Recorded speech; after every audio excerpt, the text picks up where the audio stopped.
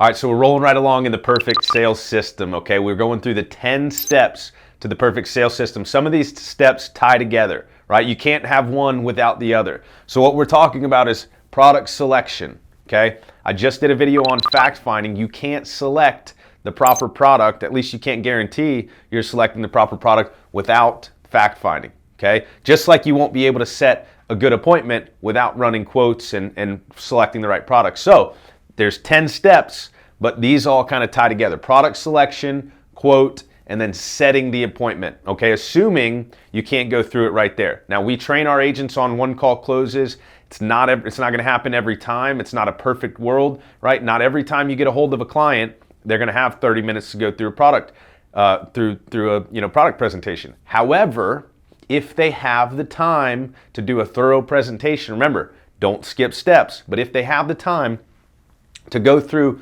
a proper appointment, right, where you can fully review the coverage and all of that good stuff, then do it while you've got them on the phone.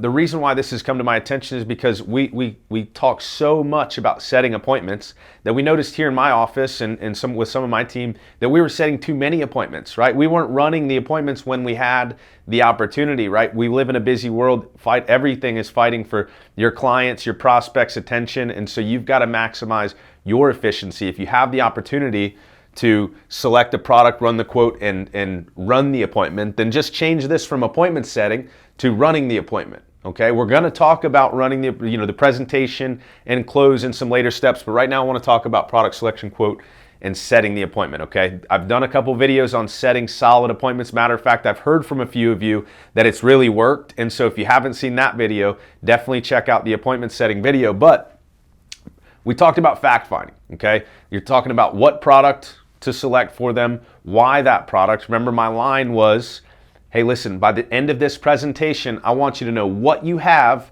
but more importantly, Mr. Prospect, I want you to know why you have it, right? I want you to know why I selected this for you, because there's hundreds of plans out there, if I'm being honest. You've got to know why this one's a good fit, right? We want you to know why, because insurance sucks, I just make it suck less. And so if you know why you have this product, when you get that bill for $100 and you're like, why the heck am I paying $700 and I got a bill for $100, you're gonna know why you have it, right? I can always fill in the blanks for the what. My clients, I don't expect them to remember everything that I go over in a presentation. So fact finding is extremely important, right? And you cannot select the right product without proper fact finding. So what we're looking for in product selection, okay, if you're selling health insurance, as it pertains to health insurance, we obviously want to know that their health is a good fit for whatever plan that we're looking at. There are plans out there that don't cover pre-existing conditions, okay? Obviously, if they have some major pre-existing conditions, we need to find that out in the fact finding so that we can make a proper product selection, okay? That should be obvious. So things like health, zip codes, if they live in a state where the plan you're presenting is not available, you're not going to be able to close that, right? So where they're at, medications, if they're on an expensive drug and you're not presenting a plan that covers that medication, if you do close the sale, you're going to wish you didn't, right? Because you're going to have all kinds of issues there. So product selection is key, okay? Quoting. The reason why I want to talk about quoting is because, again, we sometimes get excited to run the quotes. I hear things like, hey, this is, I wouldn't say this, but let's just say I did. Hey, this is Brad Hannon, health insurance broker. I'm calling to run some quotes for you, some free quotes, right?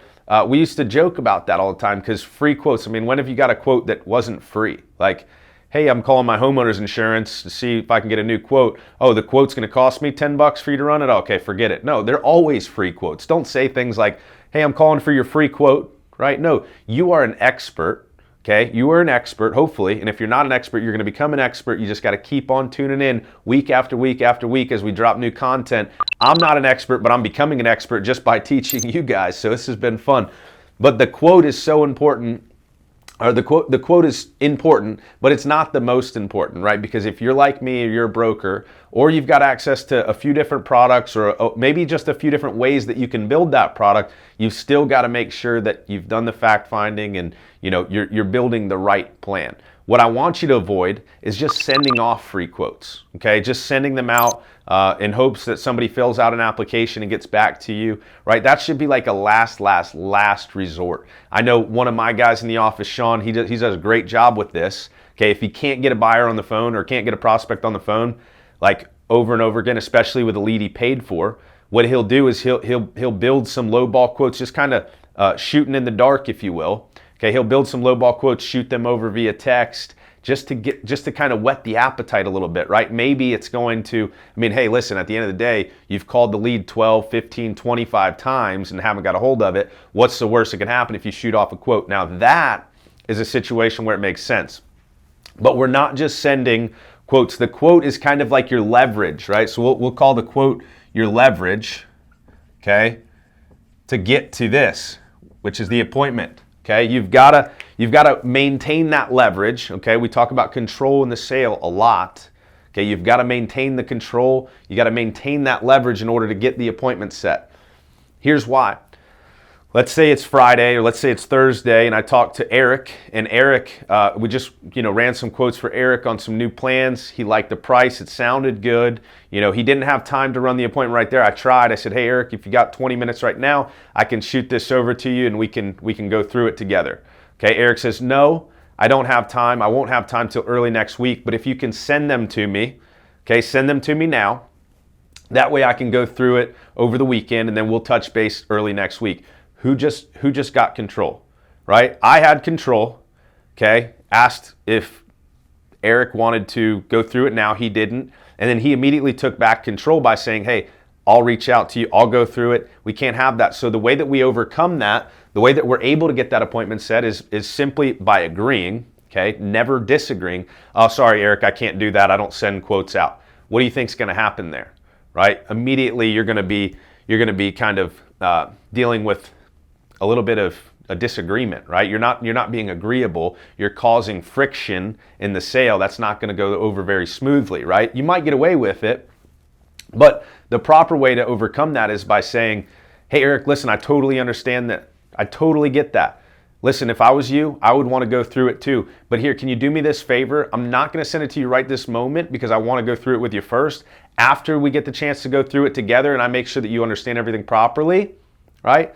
After we go through everything, I'll send it to you. You can have it. You can look through it all you want. I'll answer any questions you've got, right? But you're maintaining that leverage because what happens is on a Thursday, you send that quote to Eric. He doesn't know what he's looking at over the weekend. It pushes him away. Next week, you can't get a hold of him. So many times we talk to agents who, I don't know, I'm sending out a lot of quotes. I'm setting a lot of appointments, but a lot of people aren't answering. It's because you're giving away all your leverage, right?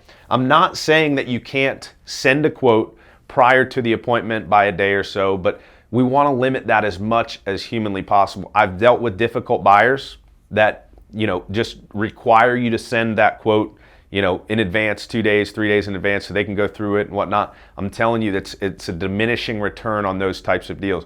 You want somebody who's listening to you because you're the expert, right? You've established that you're the expert and they want to hear from you, right? They want you to go through that presentation because they want to better understand it. So, hey, listen, it wouldn't be doing you any justice if I just sent this to you for you to look it over. I've been doing this for 5 years. I've been doing this for 10 years. I've been doing this for a long time. Okay, here's a line that I use sometimes. Been doing this a long time. And in all my years of just sending out quotes, there's usually something that doesn't come across correctly. So I'd like the opportunity, if it's okay with you, Eric, to go through this with you. Do you have time later this afternoon or first thing tomorrow morning? Right? Boom, I just got back control. Remember the other situation, Eric was able to take back control. The way that I'm going to take back control is by agreeing, okay, and asking.